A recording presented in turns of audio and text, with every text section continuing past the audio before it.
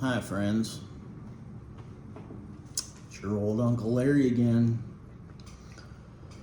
Just a little 12-bar blues to start out the day. I could give you a lesson on that, but I think most of y'all got that pretty well covered. Sometimes you just gotta sit back and, let the guitar do the talking, so to speak. Whoa. Rough one yesterday. Bet on the home team. Titans. Went down hard. At least I had the Cowboys against the Giants the other day. Thanksgiving. That was a lock, friends.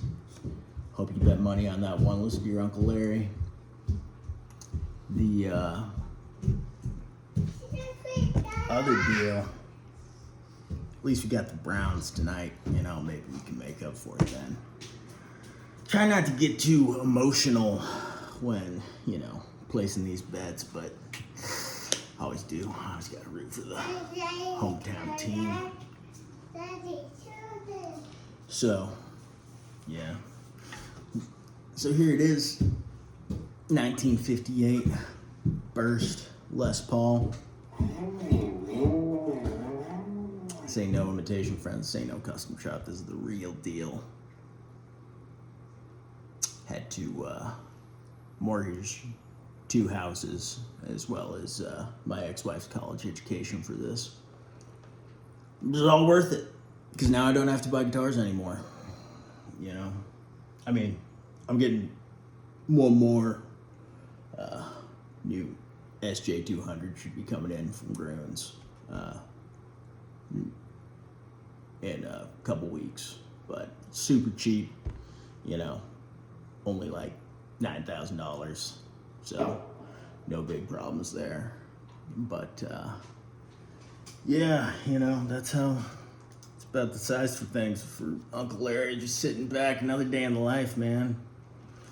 What a life it's been. I was just thinking about what an insane world that this little piece of wood and steel has brought to me. 1 minute you're playing, basements and in lunch delis in Cleveland and laundromats. Next minute you're up there on stage with the living legend Joe Walsh, doing Ursay gigs at 60 grand a pop, playing Jerry Garcia's guitar. Who would have thought? But speaking of guitars, shout out to Greg Voros. Did the setup on this one.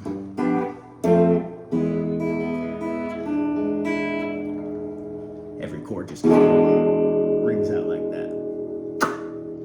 every setup he's got comes out sounding like butter. My new Tele Custom that I've lusted at since I was 5 years old. Yeah, that one came out as advertised, just like butter.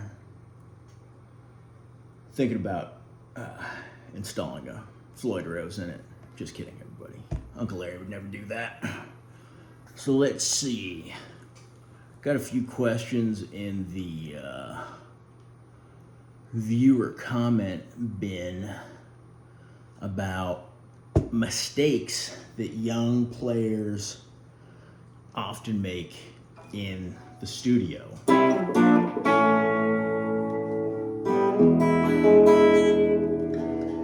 Well, I think number one, you got to know when to stay in the pocket. You know, you don't have to solo over everything.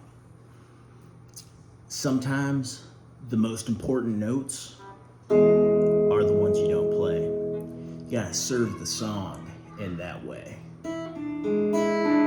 Like,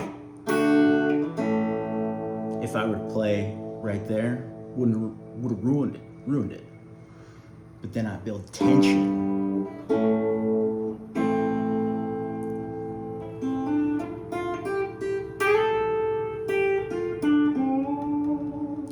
That's another thing, the pointless vibrato. A lot of cats come in the studio, you know, thinking that they're Stevie Ray Vaughan. They bend every third note. It's not needed, friends.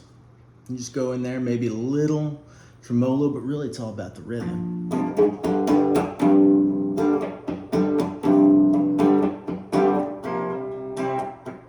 And they don't use their thumb. They think the only available digits to them are the last four, not the first and most important one, but you know, use all of them. That's what I learned when I almost cut this thing clean off in a road case one time.